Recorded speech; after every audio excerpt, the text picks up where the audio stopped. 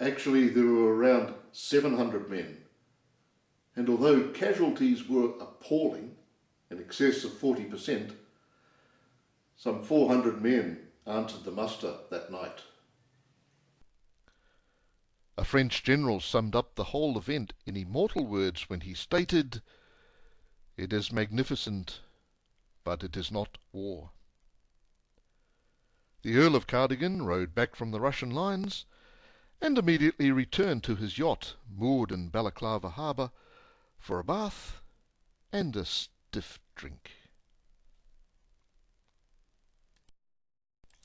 Following the Battle of Balaclava, there was another and more bloody clash between the armies. The Russians attempted to break the siege of Sevastopol by attacking the Allies near the town of Inkerman.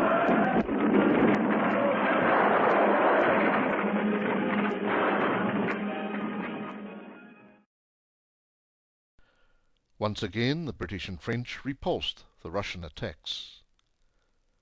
Some artists portrayed the scene in terms of glorious battle, but others recorded the sheer distress and despair that came upon both victors and defeated. As the weather in the Crimea warmed up in the spring and summer of 1855, and conditions became suitable for more campaigning, the Russians carried out one more mass attack on the base at Balaclava. The Allies had received reinforcements from an unlikely source. For perhaps the first and only time in modern history, an army of 10,000 Sardinians was sent to aid the French and British forces on the Crimean Peninsula. A joint French and Sardinian force was attacked by the Russians at the Battle of Chernaya.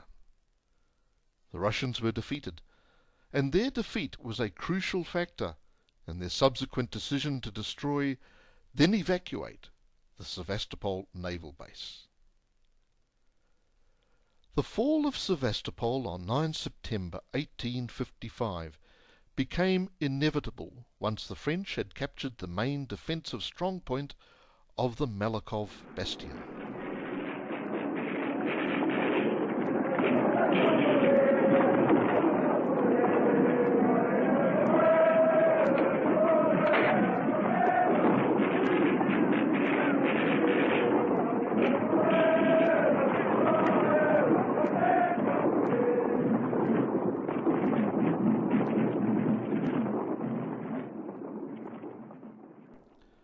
At around the same time, the British overran another strong point called the Redan.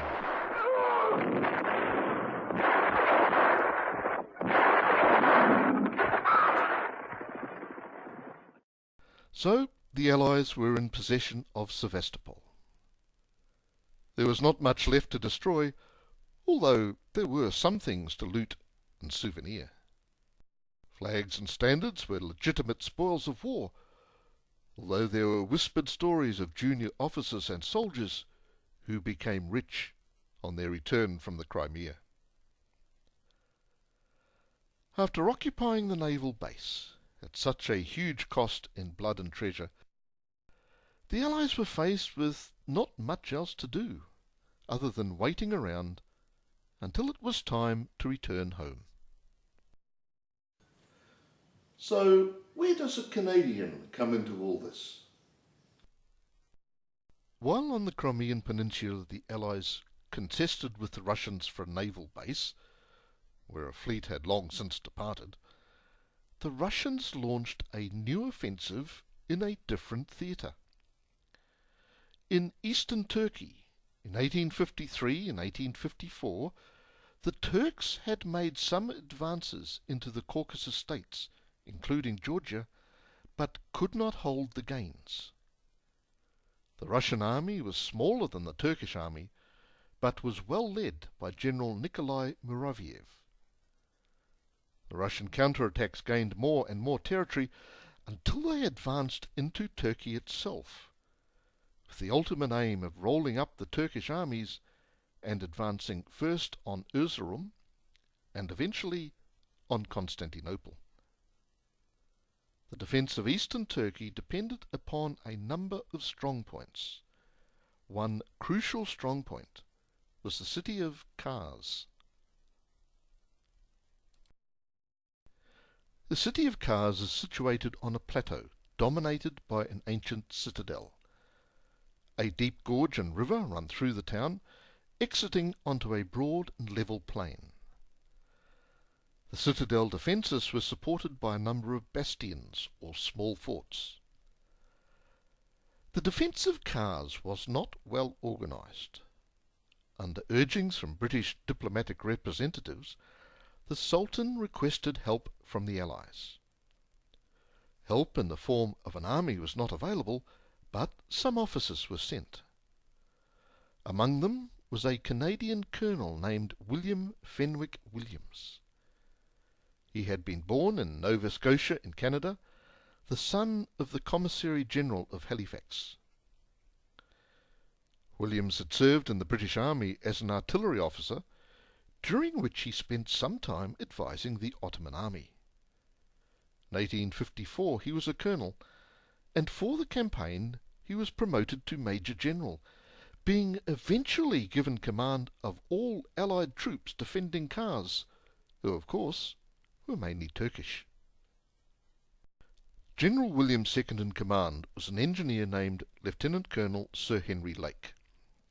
There were some other officers, namely artillery specialists, such as 21-year-old Lieutenant Charles Teasdale and Major Henry Thompson, and also a medical officer named Humphrey Sandwith.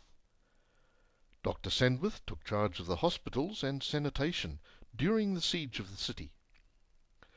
The senior Turkish officer was a Hungarian, a general committee.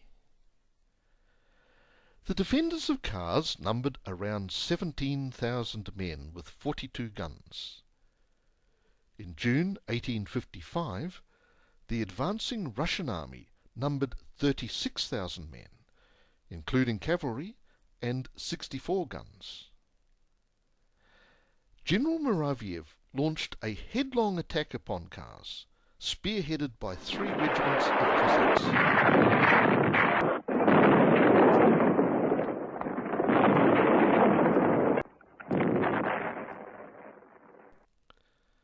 Their attack was checked, and then thrown back by artillery fire from the Turkish positions.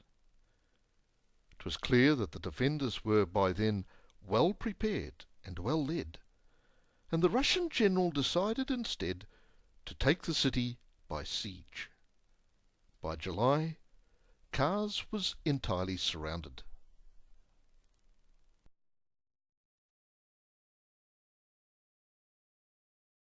The weather broke. There were torrents of rain which hampered the attackers, but which washed away the earthworks of the defenders. Despite the weather, the Russians made a number of probing attacks. The Turks, in their turn, tried to unbalance them by skirmishing.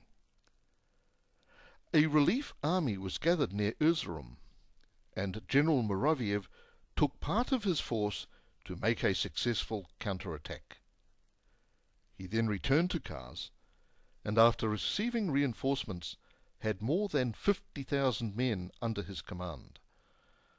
Another attack was made on Kars in August, and again it was repulsed. By this time, supplies in the town were running short, and General Williams had to impose an iron rule.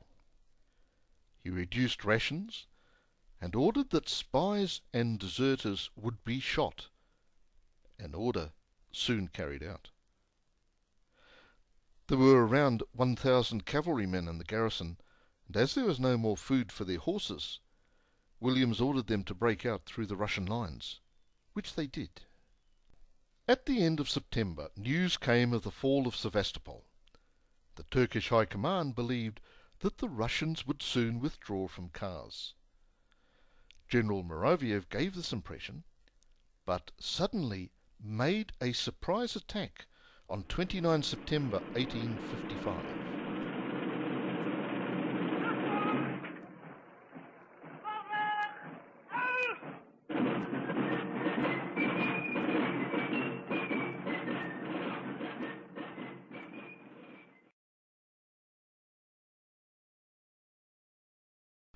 3 columns assaulted the defences. The far left column was repulsed, leaving 850 dead. The centre column, consisting of 16 battalions in 3 groups, took some outlying forts, but could go no further. The right column, consisting of 8 battalions, also in 3 groups, took some forts, but was thrown back by a charge of Turkish infantry. At the end of the day, there were 5,000 Russian dead on the field, and the defenders had lost 1,000 casualties. Despite the losses, the Russians did not withdraw, but maintained the siege. The defenders began to die of cholera and starvation. By the end of October, Williams was recording that all the horses in the town were dead, and desertions were increasing. By mid-November, all there was to eat was bread that was strictly rationed, in addition to roots of grass. At the end of November, the defenders were dying of starvation at the rate of 100 per day. General Williams sent emissaries to General Moraviev to negotiate the surrender of the garrison of Kars. The Russian general received them graciously, stating that, quote, "Posterity would stand amazed at the endurance, the courage, and the discipline which the siege had called forth." In later life, Williams was knighted and appointed Lieutenant Governor of Nova Scotia.